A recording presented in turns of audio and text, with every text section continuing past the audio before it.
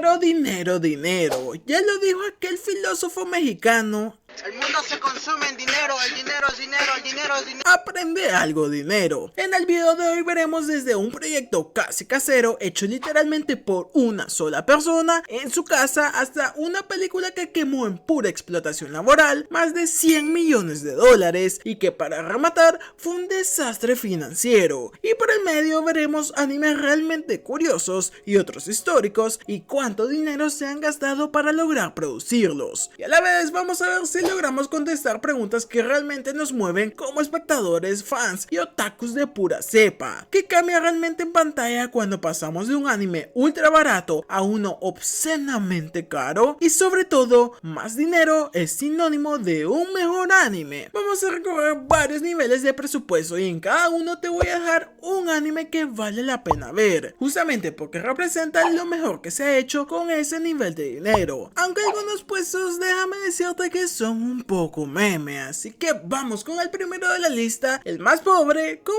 tú y como yo, Hoshi no Koe de Makoto Shinkai. Empezamos en el absoluto fondo de la escala de presupuesto y con algo que hoy sería casi impensable. Voices of a Distant Star es una ova de ciencia ficción romántica de unos 25 minutos, escrita, dirigida y animada prácticamente por una sola persona, Makoto Shinkai. La animación se hizo en un Power Mac G4 en casa, sin un estudio gigante detrás. Shinkai y su esposa incluso pusieron voces en el primer doblaje del trabajo. Nunca se ha publicado una cifra exacta del presupuesto, pero las reseñas y entrevistas lo describen como un proyecto de presupuesto ínfimo, comparado con cualquier producción profesional. La historia trata de dos jóvenes estudiantes de preparatoria que viven en un mundo futurista, donde la humanidad se lanza a guerras espaciales junto a robots gigantes. Sí, mechas de toda la vida. El sueño de uno de los protas es luchar como un piloto, pero la vida no fue tan justa y la historia da un giro inesperado cuando es su amiga y amor de la infancia quien es la elegida para pilotar un mecha. Sin más spoilers, solo me queda decir que se nota el bajo presupuesto, dibujos un poco feillos, probablemente debido al poco tiempo disponible, efectos de baja calidad y una composición bastante simple. Sin embargo, todo esto hizo que sus fortalezas brillaran aún más. El guión y la idea del anime en sí es bastante emocional, existencialista hasta cierto punto y puede tocar a más de un corazoncito. Además, si bien los efectos y animaciones no son nada del otro mundo, cuando te enteras que fue una sola persona en su cuarto quien hizo todo, te enteras del talentazo y la creatividad del autor.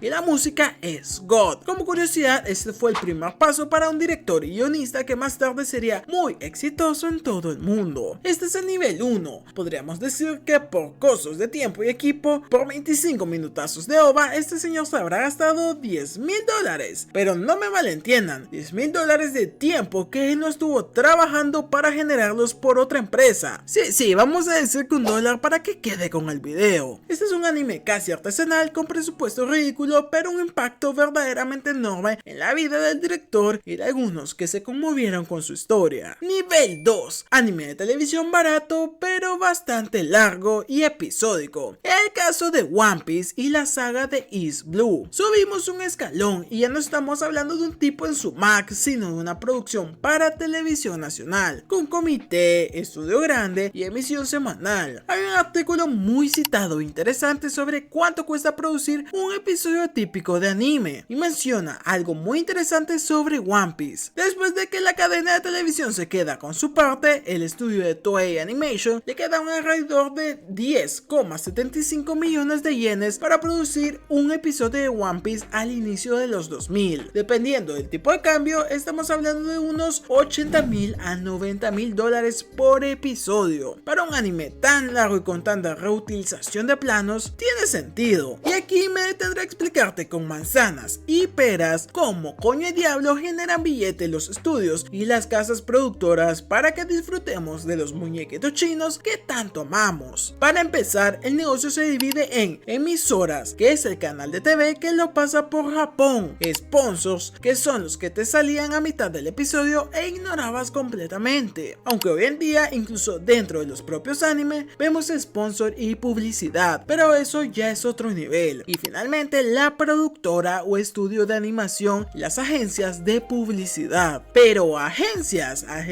para qué? Bien, la cuestión es que cuando un estudio llegaba con una propuesta a un canal de televisión para empezar a publicar un anime o viceversa, tenían el miedo constante a no encontrar financiación. Para eso buscaban agencias que le aseguraban a ambas partes que todo estaría costeado y encima ellos sacaban su tajada. Es así como funcionaba antes el 98% de los casos, y para One Piece, Gintama, Hunter x Hunter y todos esos animes de episodio tras episodio, podríamos decir que tenían un presupuesto muy similar. Ellos estiraban el presupuesto en reutilización de animaciones, muchos planos de reacción y escenas con poca animación pero mucho diálogo. Aún así, One Piece se convirtió en uno de los animes más grandes de la historia, con presupuestos por episodio que hoy se considerarían modestos, aunque claro, hoy ellos mismos han incrementado 10 veces su caché, pero nada de spoilers. Nivel 3, Jujutsu Kaisen, el rango estándar de un buen anime de televisión. Ahora damos un salto a lo que hoy se considera un presupuesto promedio alto para un anime de televisión. Y vaya, encuentro un viejo conocido por aquí. Varias fuentes de industria y artículos especializados, sobre todo una lista creada y filtrada de muchos estudios de animación populares, hablan de un rango estándar de 25 a 50 millones de yenes por episodio, es decir, entre 160.000 y 320.000 dólares por capítulo, dependiendo del cambio, muchas veces mucho menos. Un creador de G-Set en la industria mencionó que una temporada de 13 episodios puede costar alrededor de 250 millones de yenes, o sea 2 millones de dólares, y que algunas producciones como Shirobako, anime totalmente irrelevante, o al menos en esta parte del mundo, llegaron a los 500 millones de yenes para los 24 episodios. Este tramo es donde probablemente se mueven muchos de los grandes shonens modernos, que ves súper bien animados, y es donde más matices le podemos poner. Y es que series como Jujutsu aseguran las fuentes que se llevaron mínimo los 150.000 dólares por episodio, mientras que Demon Slayer habría tenido un presupuesto mucho menor a pesar de lo que consideramos una gran animación. ¿Pero por qué? Y aquí te voy a explicar otro punto importante: el bendito 3D. Animar series en 2D es más caro que hacerlo en 3D. Y sí, ya sé que esto suena totalmente equivocado y no se aplica a todos los casos, pero te explico la razón. Para animar en 3D, los estudios utilizan motores gráficos. Luego de una inversión inicial alta, ellos pueden utilizar este motor para generar animaciones y escenas con cierta facilidad, por no tener que dibujar frame por frame, y esto en una pelea épica o en una escena mostrando una ciudad con muchas luces y casas debe ser la gloria para los animadores. Por eso, a largo plazo, meter 3D te puede salir muy rentable.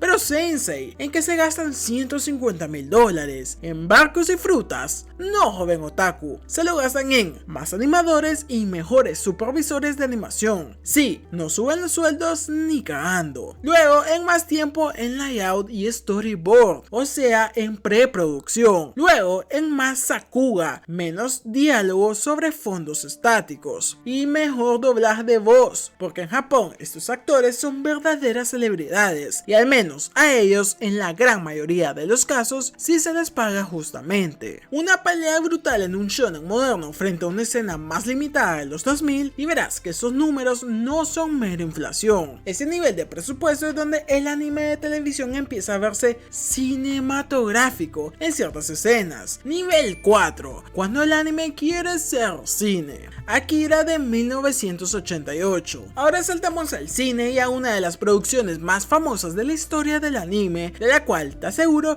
que has visto decenas de referencias. Akira de 1988 se considera un punto de inflexión. Se formó un comité Akira de varias compañías solo para financiar la película. Dicho comité estaba compuesto por empresas como Kodansha, Mainichi Broadcasting System, Bandai, Laserdisc Corporation y Sumitomo Corporation. Durante años se repitió que el presupuesto fue de 1.1 mil millones de yenes, pero uno de los productores aclaró que después el coste real fue más bien de unos 800 millones de yenes. Vamos, que tanta diferencia con la realidad tampoco había. Aún así estamos hablando de unos 8-10 millones de dólares de la época, una locura para el estándar japonés de los finales de los 80, que se nota en la pantalla, animación 2D hiperfluida, fondos absurdamente detallados, uso masivo de animación tradicional a mano y un Neo Tokyo que se siente vivo en los planos. Y así pasamos de un episodio de televisión de unos 20 a 30 minutos que cuestan 15K a una sola película de 124 minutos que se come entre 8 a 10 millones. Para darles un poco de contexto de dónde salió tanto dinero, en aquellos ayeres existía una burbuja económica en Japón, inflada por bienes raíces y otro tipo de mercados, pero eso no viene al caso en este video. Pero justo habían ganas de demostrar al mundo de lo que era capaz la animación nipona, y de ahí nació este megaproyecto. Akira no solo fue cara, fue un statement. El anime también puede ser cine, puede ser grande, complejo y técnicamente perfecto. Nivel 5, cuando el presupuesto se vuelve la automurición financiera. Redline de 2010. Subimos otro escalón y llegamos a uno de los casos más famosos de supuesta obra maestra más fracaso comercial. Redline, el famosísimo estudio Madhouse que ha sacado otras obras como Paprika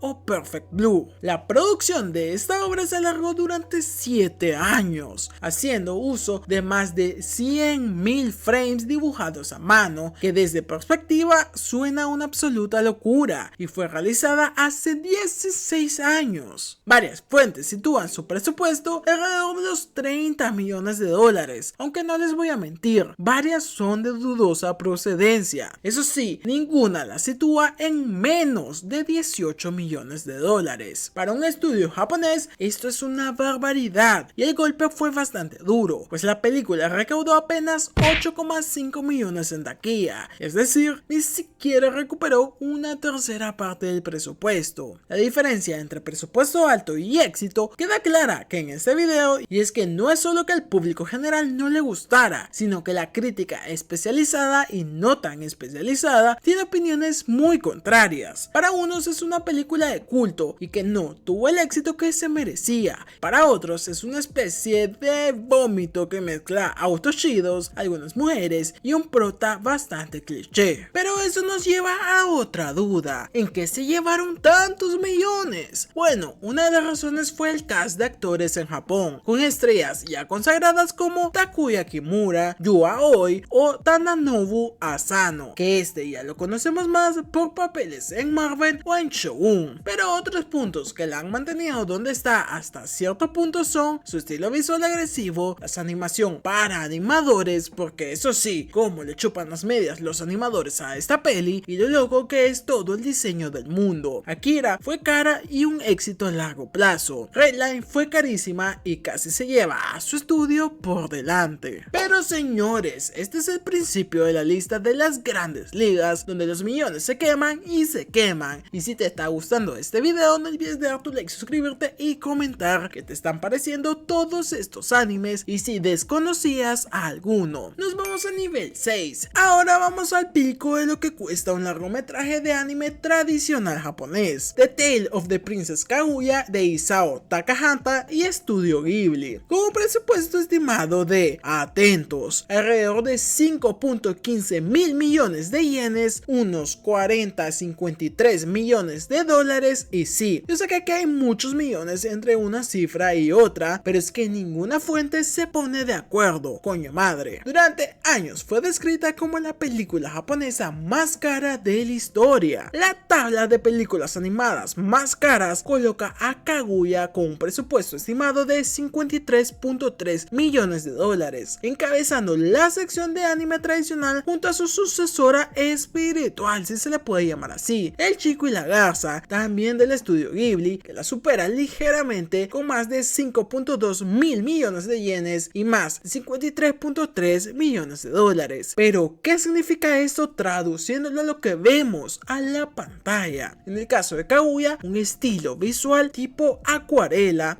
pero que muy único en todo lo que es la escena del anime. Algo hiper detallado, pero a la vez que tiene una apariencia sencilla. Años de trabajo de un equipo bastante veterano. Aquí es muy interesante hacer este contraste, pues no es un anime de explosiones, no tiene frames en los frames como hemos visto en capítulos de por ejemplo One Piece últimamente, y aparentemente no se ve caro en el sentido de CGI hiperrealista, pero lo caro aquí es el tiempo de producción, el equipo de trabajadores que se necesita, pues necesitas la máxima calidad de los mejores profesionales y la experiencia artística. Por supuesto, ambas películas fueron condecoradas con unos poquillos premios, así que nos vamos de un solo al nivel 7, el techo absoluto, cuando el anime quiere ser Hollywood. Final Fantasy The Spirit Within de 2001. Y ahora sí, este es el último escalón, y sí, yo sé que te sorprendí con esta madre porque hasta yo me sorprendí al investigar, pero ahí te va toda la data, el que probablemente sea el anime con el presupuesto más alto de la historia, o al menos del que se tenga registro. Sí, contamos animación hecha por estudio japonés, aunque el estilo sea completamente de CGI y la producción se hiciera en colaboración con estudios occidentales. Dirigida por Hironobu Sakauchi, creador de la saga de Final Fantasy, con un presupuesto estimado de, atención, 137 millones de dólares. Para que te hagas una idea, esto es más que el doble de The Tale of the Princess Kaguya, y varias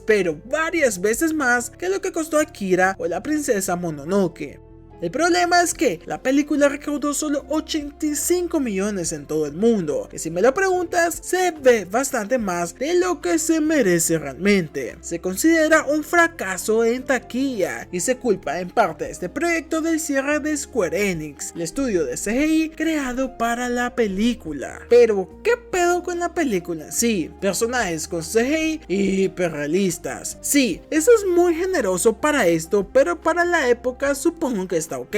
Un intento muy temprano de animación fotorrealista antes de que la tecnología existiera o realmente estuviera lista. Mucho dinero metido en infraestructura tecnológica. La peli tenía, atención, 141.964 frames, los cuales tomaba un promedio de 90 minutos renderizar cada uno para la final de la producción. Square Enix tenía 15 terabytes de trabajo de arte. Para que se den una idea, yo hago videos de 1 hora y a mí me lleva a renderizar 1 hora 90 minutos en mi computadora, que es más o menos como esta tostadora que están viendo. Es decir, que esos tipos definitivamente no tenían la tecnología necesaria ni estaban listos para trabajar en esto. Pero bueno, esto es solo para darles un poquito de perspectiva, en que empezamos con un creador solitario en su Mac moviendo píxeles con presupuesto de aficionado y terminamos con 137 millones sobre la mesa quemados en la búsqueda de un sueño, que la animación japonesa también podría jugar en la misma liga económica que Hollywood. Pero en este momento te tengo las preguntas más importantes de todo el video. ¿Cuál de todos estos proyectos te parece más impresionante? Si algo deja claro este video de presupuestos es que si el dinero cambia las cosas, más tiempo, más animadores, más detalles, más ambición, pero el anime nos recuerda una y otra vez que el presupuesto no compra el alma, no compra la calidad y por supuesto no compra el cariño de los aficionados. Voices of a Distant Star nació con casi nada y aún hoy se menciona. Redline quemó una fortuna y fracasó en taquilla, aunque terminó volviéndose de disque culto. Ghibli gastó más de 50 millones en una acuarela en movimiento, una auténtica obra de arte premiada alrededor del mundo, y Square se dejó 137 millones en una película que casi nadie recuerda. cuerda. Al final, entre tanto yen y tanto dólar, lo que queda es lo de siempre: una buena historia, una visión clara y alguien lo bastante loco como para llevarla hasta el final. ¿Qué ejemplo te sorprendió más? ¿Quieren una segunda parte con los animes más rentables o los mayores fracasos financieros? No olvides dar todo esto abajo en los comentarios, de dar tu like, suscribirte, comentar y por supuesto ver los videos que te estoy dejando en pantalla. De hecho, solo tengo uno hasta el momento, pero estoy esperando a que sigas viendo esto en un futuro y ya tenga una colección entera. Nos vemos, hasta la próxima y gracias por asistir a la clase.